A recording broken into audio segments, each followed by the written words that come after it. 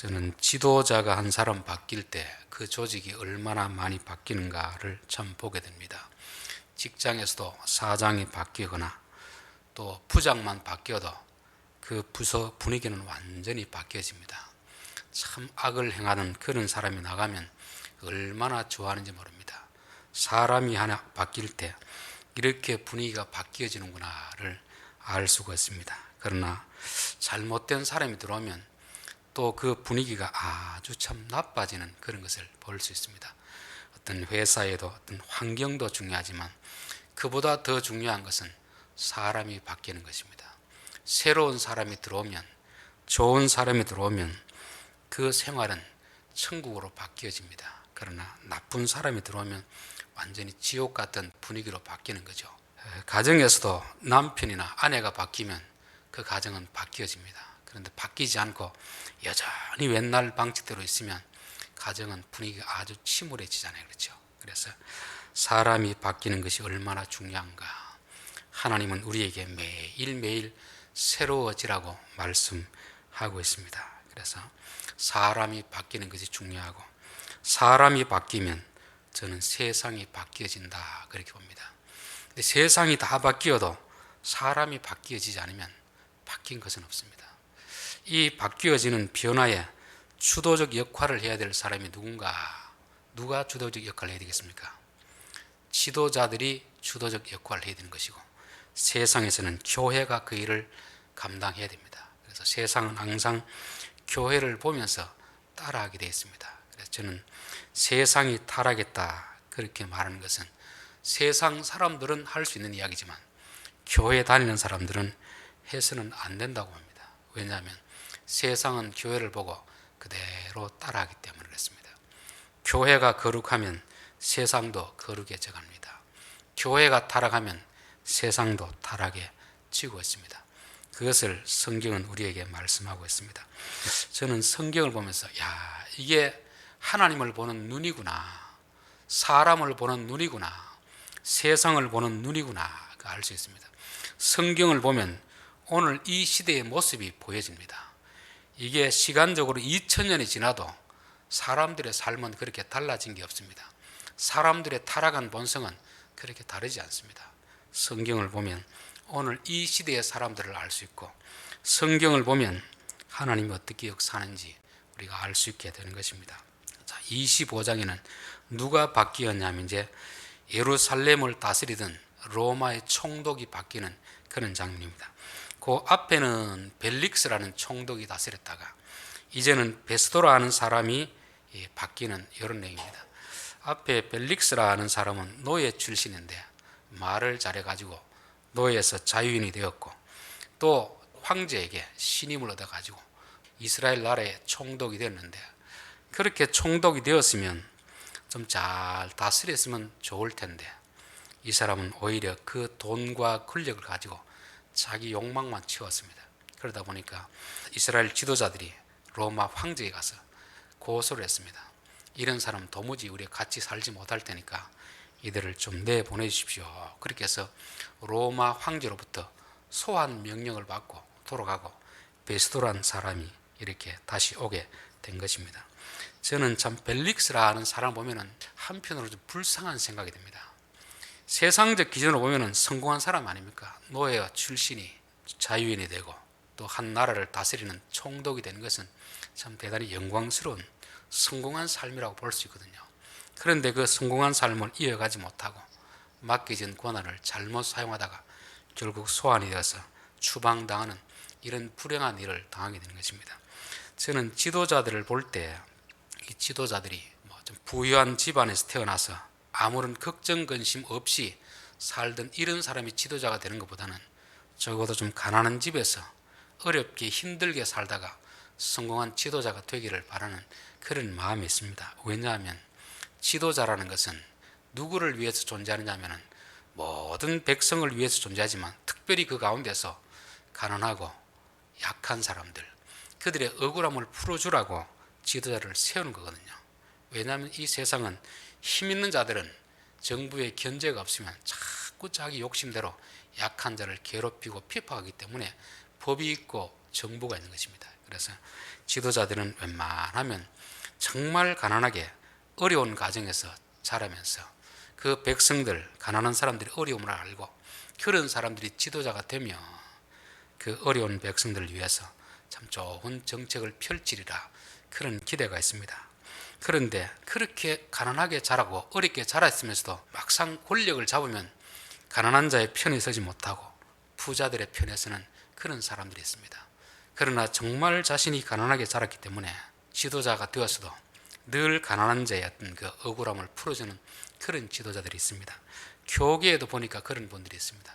시골에서 참 자기 아버지가 어렵게 목회하는 그런 환경을 보고 자란 목사님들 가운데서는 나중에 자신이 목회하면서 그 시절을 잊어버리고 큰 교회를 세우고자 욕망으로 똘똘 뭉친 그런 지도자가 있는 반면에, 어떤 지도자는 자신이 참 아버지 밑에서 개척교회하면서 정말 힘들게 그렇게 목회하다가 보니까 시골교회 목회자들 또 개척교회 목사들의 심정을 잘 아는 것입니다. 그래서 교회가 부흥할 때 자꾸 자기 교회를 키우지 않고 자꾸 교회를 쪼개는 것입니다. 쪼개가지고 이 교인들 웬만하면 좀 약한 교회 가서 예배드리고 그 교회에서 헌금하고 그게 충성하라, 그런 분들이 있습니다.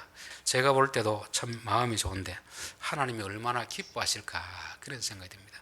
여기서 벨릭스는 노예에서 총독이 되었지만 아마 하나님께서도 그를 총독으로 세울 때는 이런 뜻이 있었을 텐데 그 약한 자들의 어떤 억울함을 알지 못하고 오히려 부한 자들의 편에 서고 약자들의 돈과 이런 것을 다 착취하다 보니까 결국은 그 자리에서 추방당하는 그런 일을 당했습니다. 그리고 나서 다시 온 사람이 바로 베스도라는 사람입니다. 자, 베스도가 부임한 지 3일 만에 가이사랴에서 예루살렘으로 올라가니, 이렇게 되어 있습니다. 여기 보면 베스도가 어떤 사람인가 우리가 살짝 볼 수 있는 그런 내용입니다. 이 3일 후에라, 이런 표현은 유대인들의 독특한 표현인데 3일이 지나고 나서가 아니고 3일째 되던 날입니다. 3일째 되던 날. 예수님이 장사 지낸 바 며칠 만에 부활하셨습니까? 3일 만에 부활했죠. 그렇죠? 3일 만에 부활한 것은 이게 표현이 잘못된 것입니다. 예수님이 금요일 날 오후 3시에 숨을 거두었거든요. 그럼 토요일 지나면 하루가 되죠. 그러면 주일 오후 3시가 돼야 이틀이 되잖아요. 그런데 주일날 새벽에 부활하시거든요. 그거는 3일 만이 아니고 3일째 되던 날입니다. 금요일 날 오후에 돌아가시고 첫째 날, 토요일 둘째 날, 주일 새벽 셋째 날입니다. 셋째 날 새벽에 그렇게 부활하셨습니다. 그래서 이 유대인의 배경을 보는 사람들은 3일 만에 부활하셨다는 말이 거짓말이다 이렇게 하는데 그 거짓말이 아니고 유대인의 표현 방식이 3일 후가 아니고 3일째 되던 날입니다. 여기서 베스도가 부임한 지 3일째 되던 날입니다. 3일 후하고 3일째 되던 날은 시간적 간격이 많이 차이 납니다. 여러분, 로마에서 이 가이사랴까지 거리가 얼마나 되겠습니까? 제가 구글 어스라는 컴퓨터 지도를 가지고 직선거리를 보니까 2,500km입니다. 2,500km. 육지 가시니까 둘러서 가면은 최소한 3,000km 되겠죠. 그리고 2,000년 전인데 지금처럼 뭐 쾌속선이 있는 것도 아니고 비행기가 있는 것도 아니고 웬날 배로 오면 얼마나 걸리겠습니까? 적어도 일주일, 2주일 더 걸릴 거 아닙니까? 그렇죠? 여러분, 배로 한 주일 동안 꼬박 배만 타고 한번 여행해 보셨습니까? 얼마나 피곤한지 모릅니다. 배멀미도 나고 그렇습니다. 그렇게 출발해 가지고 겨우 하루 집에 묵고 피로도 아직 풀리지 않았는데 이삿짐도 풀지 않은 상태에서 예루살렘으로 간다는 것은 이 베스도가 어떤 사람이란 말입니까? 참 부지런한 사람입니다. 자기가 맡은 지역을 하루라도 빨리 가서 사람들을 만나보고자 하는 이런 열심히 있는 사람, 그 표현이 바로 3일째 되던 날 예루살렘으로 갔다는 것을 말씀하고 있습니다. 또 베스도는 5절에도 보면은 또 너희 중 유력한 자들은 나와 함께 내려가서 그 사람에게 만일 옳지 아니한 일이 있거든 고발하라. 대제사장과 그쪽 유대인 지도자들이 바울을 고발했을 때 옳지 않는 일이 있으면 고발하라, 이 말입니다. 이 말은 무슨 뜻이겠습니까? 법과 원칙을 따라서 다스리겠다는 그런 것을 말씀하고 있습니다. 그러니까 이 베스도는 앞에 벨릭스와는 완전히 대조적인 그런 사람입니다. 자, 그리고 2절 대제사장들과 유대인 중 높은 사람들이 바울을 고소할세. 여기서부터 보면 이제 우리가 25장에서 베스도가 어떤 사람인가 일단 알 수가 있고 또 종교 지도자들이 어떤 사람인가 알 수가 있습니다.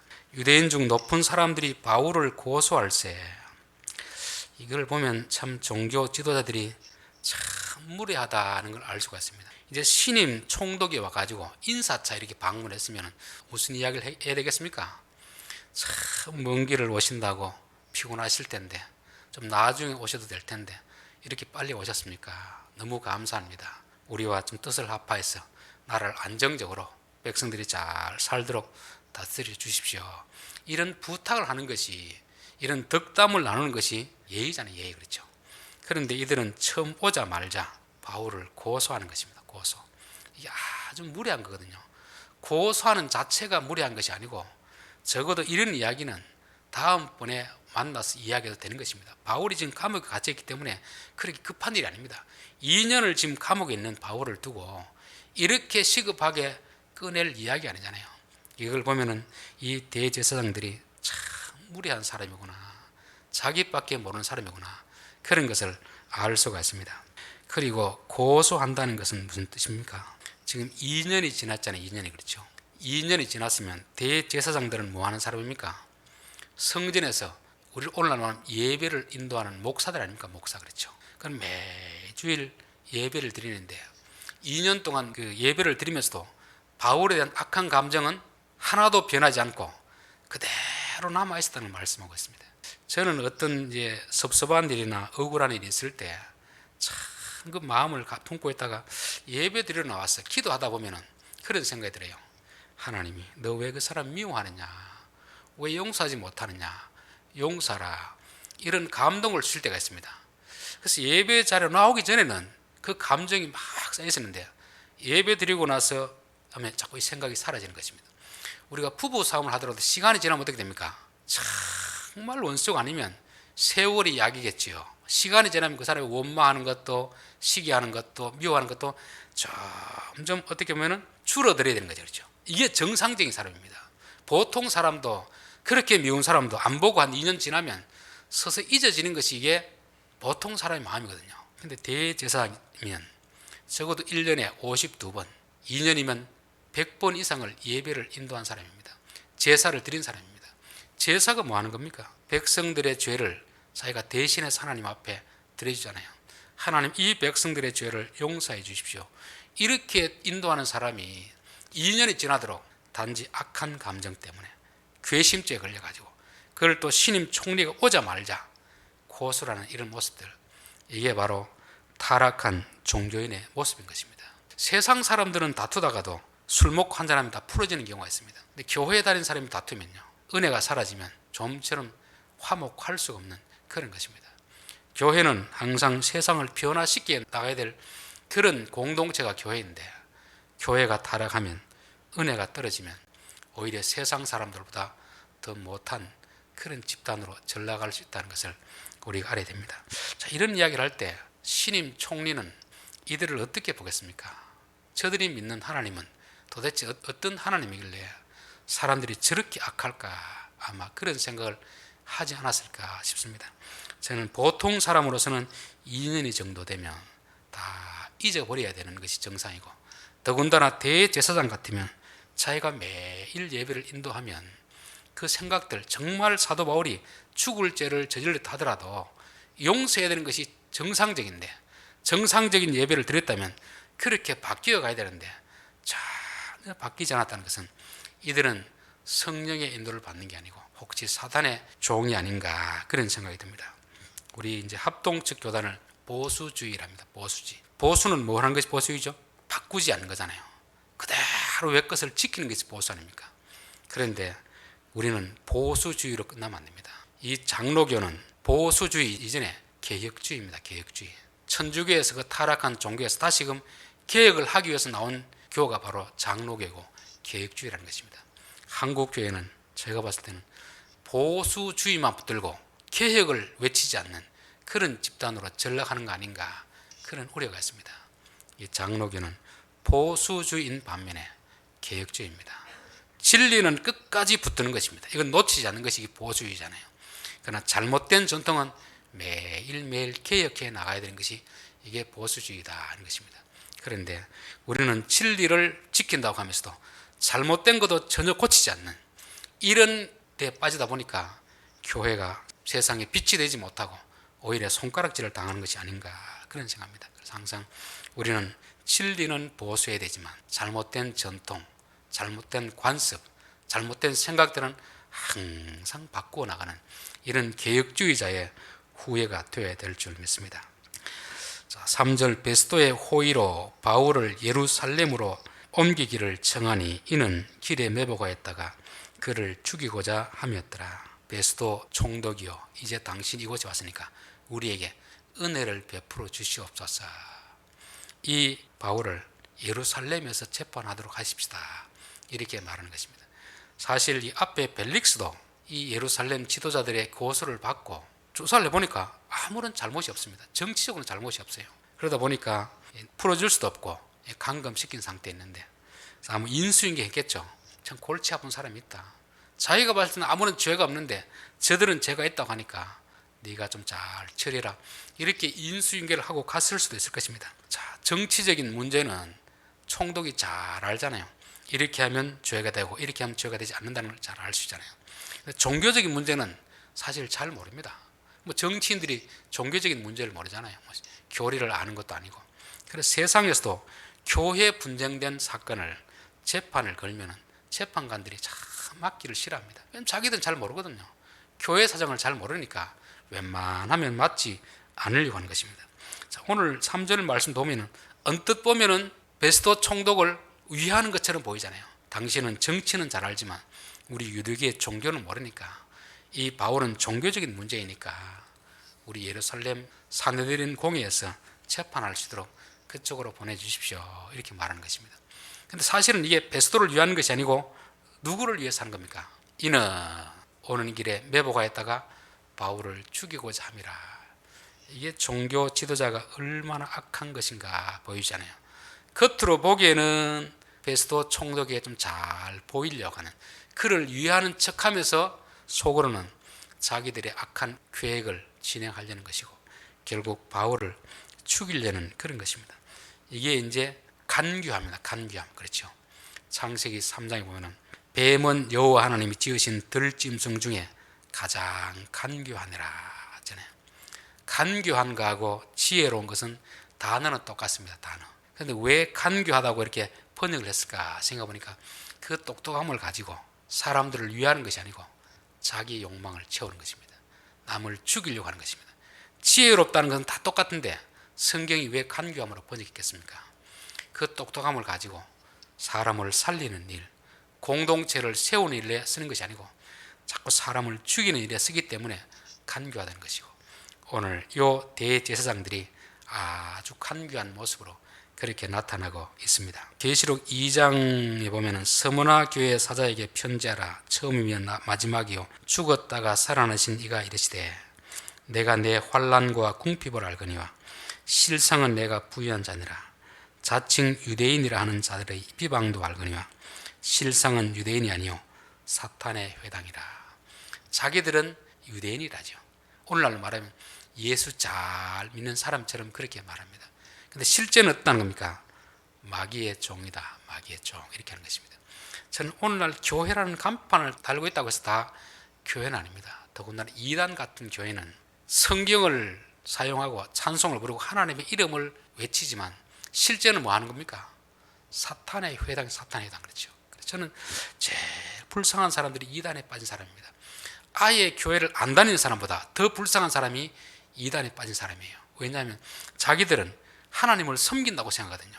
예수를 잘 믿는다고 생각하는데 사실은 그 위에 있는 지도자들의 꾀임에 빠져가지고 이용당하는 것입니다. 얼마나 불쌍한 사람들입니까? 저는 유대인들이 앞에 있는 벨릭스 총독 때문에 힘들었겠지만 더 힘든 건 왜 힘들었을까? 바로 이렇게 악한 대제사장들, 종교 지도자들 때문에 더 힘들지 않았을까? 그런 생각이 듭니다.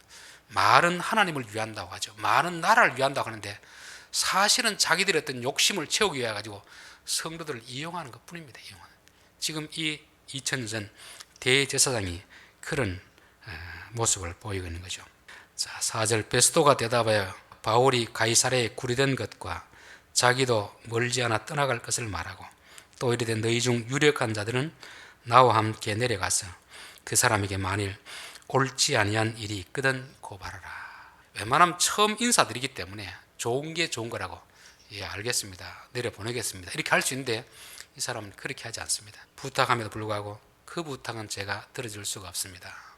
그 사람에게 옳지 아니한 죄가 있으면 고발하십시오. 정식으로 절차를 밟아서 고발하십시오. 이렇게 하는 것입니다. 지도자는 개인적 감정에 따라서 어떤 일을 결정하는 게 아니고 적어도 법과 원칙과 상식에 맞도록 그렇게 다스리는 것이 이게 지도자가 해야 될 일이라 그렇게 믿습니다. 그런데 대제사장들은 법도 없고 상식도 없고 원칙도 없이 자기 주장만 내시는 거죠. 주구장창 그냥 이렇게 해달라고 그렇게 때를 쓰는, 마치 어린아이들처럼 그렇게 하는 것입니다. 저는 교회에 있으면서 특별히 이단에 빠진 사람들, 또 이단에 가까운 그런 교회 다니는 보면 신앙은 둘째치고 상식적으로 말이 안 통하는 그런 경우가 있습니다. 여러분, 신앙은 상식을 무시하는 게 아닙니다. 세상에 세워진 자연 법칙도 상식도 누가 지은 겁니까? 하나님이 지은 법칙이잖아요. 법칙. 그렇죠. 적어도 상식적으로는 통해야 되는데 이단에 빠진 사람들은 상식이 통하지 않습니다.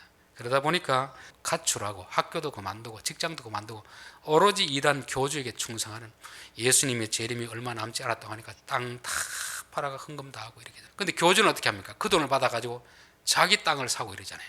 그렇게 어리석게 쏟고 있는 것이 바로 이단이고 잘못된 진리에 빠지는 사람들입니다.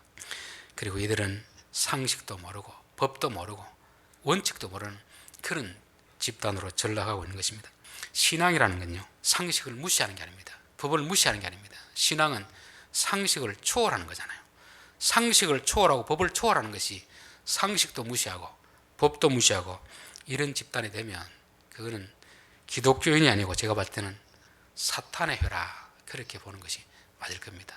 오늘 기독교가 타락하면 세상 사람들과도 말도 통하지 않는 그런 집단으로 전락할 수 있다는 것을 성경은 2000년 전부터 우리에게 경고하고 있는 것입니다. 자, 베스토가 그를 가운데에서 8일 혹은 10일을 지낸 후 가이사랴로 내려가서 이튿날 재판 자리에 앉고 바울을 데려오라 명하니, 여기서 10일이면 10일이고 9일이면 9일이지 8일 혹은 10일 이렇게 표현하고 있는 것은 아마 예루살렘에 머문 것은 8일이고 오고 가는 길이 이틀 길이 아닌가, 그렇게 이제 보는 사람들이 있습니다. 자, 그래서 이제 베스토가 가이사랴에 가서 이제 재판을 엽니다. 25장 7절, 그가 나오매 예루살렘에서 내려온 유대인들이 둘러서서 여러 가지 중대한 사건으로 고발하되 능히 증거를 대지 못하더라. 고발을 했으면은 증거를 대잖아요. 근데 증거도 없이 혐의만 가지고 이 사람 이렇게 나쁜 사람입니다, 이런 죄를 저질렀습니다, 말만 무서운 것이죠. 말만 모함하는 것이죠. 아무런 증거도 되지 못한 채 이렇게 고소 고발하는 이런 일들이 지금 누가 하고 있습니까? 대제사장들, 오늘날 말하면 목사들이 하고 있습니다. 장로님들이 하고 있습니다. 노예, 총회 고발하는 이런 일들이 보면은 아무런 증거도 없이 그렇게 하고 있는 것입니다. 저는 신문을 보면 어떤 일로 고발했다 나와 볼 때, 이런 일을 가지고 고발하면 도대체 검사들은 몇 명이나 있어야 될까, 그런 생각이 듭니다. 정말 고발해야 될 일들, 확실한 증거가 있는 일을 가지고는 고발하면 괜찮은데 말도 안 되는, 자기 마음에 안 든다고 자기 기준이 안 맞다고 해서 고소 고발을 남발하는 이런 일들, 세상 사는 이렇게 하는 것을 누구에게 배웠을까를 한번 생각해 봅니다. 제가 작년 저작년 부서기 서기를 하면서 참 그전에는 제가 몰랐었는데 서기를 하다 보니까 이게 절실하게 느껴집니다. 절실하게 교회 안에서도 고소 고발하는 사건이 있더라고요. 그래서 그때는 법을 몰라서 이 헌법절, 교회 헌법절 사가지고 몇 권을 사서 쭉 살펴보았습니다. 그런데 교회에서는 분명히 고소 고발할 때는 분명한 증거가 없으면 고소 고발하지 말고, 또 노회에서는 서류도 접수하지 말라고 되어 있습니다. 왜냐하면 세상에는 조금 의심되면 고소하면 누가 조사합니까? 경찰이 조사하고 검찰이 조사를 하잖아요. 그래가지고 다시 이제 법원에 기소를 합니다. 근데 교회에서는 고소를 하면은 목사들, 장로님들이 뭐 수사권이 있습니까? 뭐가 있습니까? 아무것도 없습니다. 뭐 휴대폰을 비번을 풀을 수도 없는 것도 없고 통장을 계좌를 볼 수 있는 아무런 권한도 없습니다. 그렇기 때문에 적어도 교회 안에서 노회나 총회 고소하려고 하면은 고소하는 사람이 상대방이 납득할 만한 변명할 수 없는 충분한 증거, 증인을 확보한 다음에 고소를 해야 되고, 노회에서도 그런 요소가 안 되면 아예 접수를 하지 말도록 그렇게 되어 있습니다. 근데 실제적으로 보면 교회에서 그런 경우가 많지 않습니다. 어느 정치적으로 이렇게 말도 안 되는 그런 것을 해가지고 고소하고 고발하고 재판 열고 그런 경우가 있잖아요. 저는 세상에는 이런 일들이 있을 수 있지만 적어도 교회에서 하는, 노회나 총회에서 하는 재판에서는 이렇게 해서는 안 되는데 싶은데 실제적으로 그런 일들이 일어나고 있다는 것입니다. 2000년 전에만 그런 일이 일어나는 게 아니고 오늘날 교회 안에서도 그런 일이 많이 나고 있습니다. 한 교회에서 어떤 문제가 생겨가지고 노회 고소를 하면은 그게 진리인가 아닌가, 정말 억울한 자가 누군가, 그걸 따라서 판결을 내려야 되는데 이게 아니고 누가 힘 있는 자의 편을 들어가지고 노회가 결정하는 경우도 있고 총회도 결정하는 그런 경우가 있습니다. 그래서 저는 오늘날 타락은 바로 이런 종교 지도자들의 타락에서 기인한다, 그런 생각이 드는 것입니다. 이게 2000년 전의 모습이고 또 오늘 현 시대 교회의 모습이라고 볼 수 있습니다. 물론 모든 교회가 다 그런 거 아닙니다. 일부, 지극히 일부 정치꾼 목사들에 의해서 정치를 앞세우는 그런 노회, 총회에서 그런 일들이 일어나더라는 것입니다. 자, 8절 바울이 변명하여 이르되 유대인의 율법이나 성전이나 가이사에게나 내가 도무지 죄를 범하지 아니하였노라 하니, 이 재판을 열면서 지금 고소인의 고소 사실을 들었습니다. 들어보니까 아무런 증거도 없습니다. 그리고 그 다음에 누구를 이야기를 듣습니까? 피고소인의 변론을 듣는 것입니다.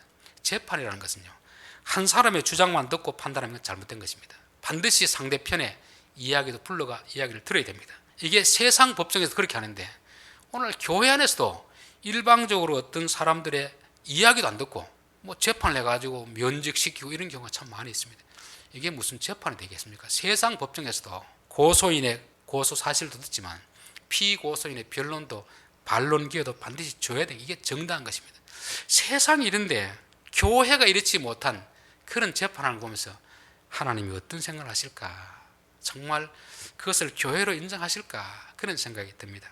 적어도 우리가 다른 사람을 판단할 때는 어떤 한 사람의 말만 듣고 참 나쁜 사람이다, 이렇게 해서는 안 된다는 것입니다. 그 사람이 그렇게 말할 때 그 상대편 말도 들어보고 이게 옳은가 그런가 판단해야지, 우리는 너무 일방적인 한 사람의 말, 특별히 나와 친한 사람의 말만 듣고 상대편을 그렇게 정죄하는 그런 경우가 얼마나 많이 있는지 모릅니다. 여기 대제사장들만 그런 게 아니고 오늘 현실 일부 교회들이 그런 경우가 있고 어쩌면 우리가 그럴 수도 있다는 것입니다. 적어도 다른 사람의 문제에 대해서는 우리가 사실을 알지 못하는 날 고발하는 그런 사람의 말만 듣지 않고 그런 사람의 말을 듣고도 증거가 있는가, 확실한 증거가 있는가, 증거를 내보십시오, 그렇게 말입니다. 증거가 있더라도 또 상대편의 말을 듣고 판단하는 것이 이게 가장 공평한 재판이 아닌가, 그런 생각이 듭니다. 자, 9절 베스도가 유대인의 마음을 얻고자 하여 바울들어 묻되 내가 예루살렘에 올라가서 이 사건에 대하여 내 앞에서 신문을 받으려느냐. 베스도가 왜 이런 말을 하겠습니까? 분명히 고발하는 사람이 들어볼 때 말도 안 되는 억지를 주장하는 것이고 증거도 없으면 딱 기각하면 되는데 또 바울에게 물어보는 이유는 뭐겠습니까? 이 베스도는 분명히 유대인들이 잘못한 건 알지만 거기서 그들을 단정을 짓지 않습니다. 그러면서 어떤 식으로 재판을 이끌고 가려고 하냐면 둘 다를 살리는 쪽으로 그렇게 가는 것입니다. 둘 다.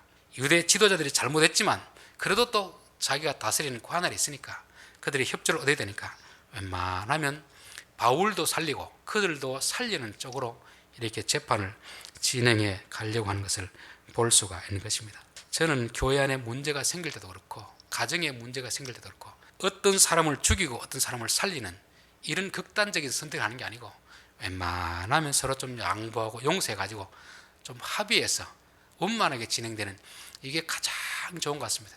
여러분 경찰서에서도 어떻게 합니까? 피해자가 가해자가 있으면 웬만하면 합의를 보십시오 하잖아요. 합의, 그렇죠. 누구를 죽이는 것이 목적이 아니잖아요. 누구 한 사람을 살리기 위해서 상대방을 죽이는 게 목적이 아니잖아요.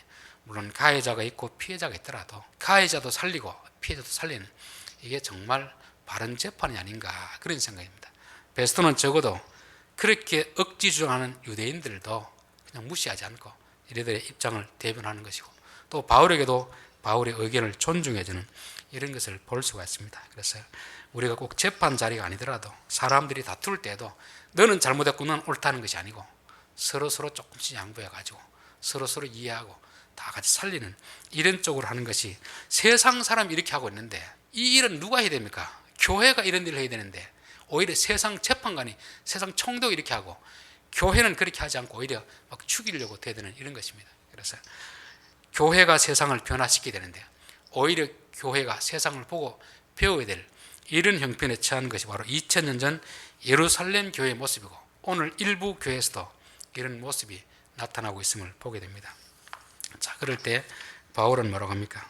바울이 이르되 내가 가이사의 재판 자리 앞에 섰으니 마땅히 거기서 신문을 받을 것이라. 저는 예루살렘에 가서 받을 생각이 없습니다. 가이사에게 받습니다.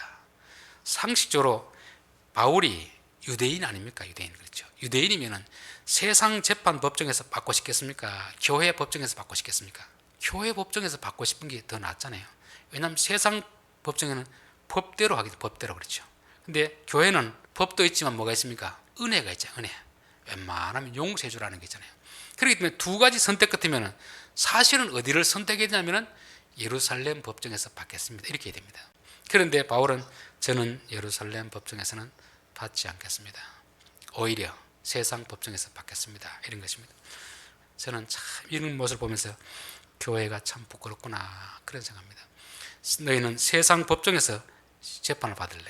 교회 법정에서 재판을 받으려면 당연히 교회 법정을 선택해야 되잖아요. 그런데 바울은 잠시도 머뭇거리지 않고 저는 가이사에게 받겠습니다. 이것은 뭐냐면 그만큼 그 당시 예루살렘 공의 재판관들이 그만큼 타락했다는 것을 보여주고 있습니다. 자, 결론입니다. 오늘 베스도의 어떤 취임으로 인하여서 어떻게 변화되는가를 우리가 볼 수 있습니다. 지도자 한 사람이 바뀌면 어떻게 되는가를 알 수 있습니다. 교회 지도자도 그렇고 이 나라의 지도자도 그렇고 이 시의 지도자도 그렇고, 지도자가 좋은 사람이 뽑히면 정말 백성들이 평안한 삶을 살 수 있지만 잘못된 지도자가 들었으면 그때부터 백성들은 아주 힘들게 되는 것입니다. 억울한 일이 더 많아지게 되는 거죠. 지도자는 결국은 억울한 사람을 구해주라고 지도자가 있는 거거든요. 그런데 악한 지도자가 쓰면 오히려 억울한 사람을 더 많이 만들어내는 것입니다. 베스도는 벨릭스와는 다르게 참 부지런한 사람이었고 법과 원칙을 따르는 그런 사람이었습니다. 적어도 지도자는 성실해야 됩니다. 성실. 자기 일에 아주 성실해야 되고, 또 억울한 사람을 대할 때도 법과 원칙과 상식에 맞도록 그렇게 판결을 내려야 됩니다. 그에 반해서 대제사장들, 종교 지도자들은 상식적이지도 않고 예의도 없고 무례하고 어거지 떼를 쓰는 이런 모습들, 참 이게 타락한 종교인들의 모습 아닙니까? 교회는 세상의 빛이 되어야 되는데 오히려 세상보다 더 못한 그런 모습이 2000년 전 예루살렘 사내들인 공회원들이었고, 오늘 이 시대 일부 타락한 목회자들이 이런 일을 하고 있습니다. 이런 사람들 때문에 교회가 세상으로부터 많은 조롱을 당하고 있습니다. 우리가 이런 사람이 되지 않도록 적어도 세상 사람들보다는 더 상식적이고 더 법을 잘 지키고 더 원칙을 잘 지키는 그런 사람이 되어야 될 줄 믿습니다. 또 우리는 마음속에 미움이 있고 누구를 고소할 내용이 있더라도 그 마음을 오래 품고 있으면 안 됩니다. 너희가 분노하더라도 어떻게 하라고 했습니까? 해가 지기까지 품지 말라고 했잖아요. 분노는 누구나 할 수 있는데 빨리 그걸 사그러뜨려야 됩니다. 그래서 그게 아직도 우리 마음속에 엉어려진 마음이 있으면 우리가 하나님의 사랑을 경험하지 못한 것입니다. 예배 드릴 때마다 너희가 예물을 제단에 드리러 왔다가도 형제와 원망 드릴 만한 일이 생각나거든 그 예물을 두고 가서 하회하고 와서 예배를 드리라고 했잖아요. 진짜 예배를 드리는 사람들은 우리 안에 있는 원망, 불평, 시기, 미움 이런 것들을 예배 자리에 올 때마다 다 벗어버려야 됩니다.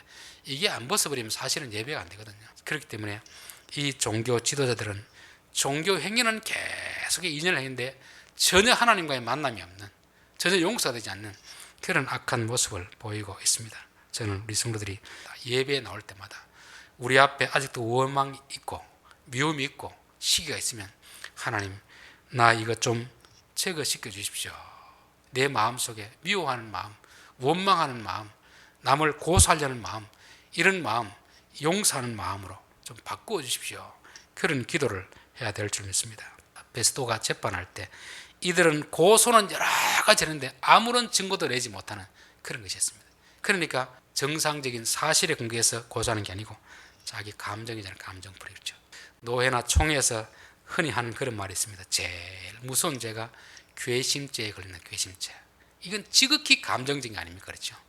사람의 잘못을 벌하려고 하면 증거가 있고 죄목이 있어야 되는데 그것도 없이 단지 내게 밑보였기 때문에 꽁 하고 있다가 벌하려는, 이게 참 얼마나 옹졸한 것이고 속 좁은 생각입니까?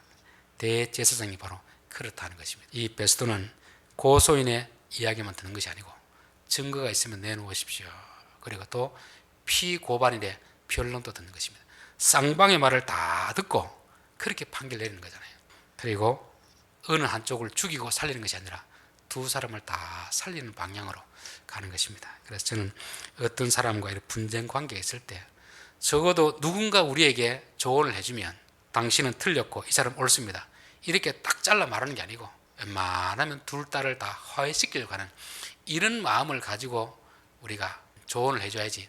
이게 예수 믿는 사람이지. 딱 다른 데 잘라가지고 아이고 그 사람하고 헤어져라, 이거는 적어도 예수 믿는 사람의 어떤 조언은 아니라고 합니다. 화목케 하시는 주님, 그 주님이 우리의 왕이면 그분이 우리 안에서 뭐라고 하겠습니까? 좀 용서해라, 좀 양보해라, 네가 손해봐라, 그렇게 해가지고 서로 하나가 되게 하시는 분이 예수님 한 일이잖아요. 그래서 적어도 저는 교회 안에서, 노예에서, 총회에서 하는 재판은 윈윈으로 다 살리는 그런 판결이 나기를 참 많이 기다리고 있습니다. 바울은 어느 쪽을 선택할래 할 때 예루살렘 재판관이 아니고 가이사랴에 가겠습니다. 이걸 봤을 때 참 교회가 얼마나 부끄러워야 될까. 사람들은 당연히 저는 교회의 재판을 받겠습니다 이렇게 해야 될 텐데 교회의 재판 받기 싫고 가이사랴가 받겠습니다, 그런 것입니다. 적어도 예수 믿는 사람들의 판결은 누가 보기에도 참 잘하는 것이다, 이런 판결을 내려야 될 줄 믿습니다. 기도하겠습니다.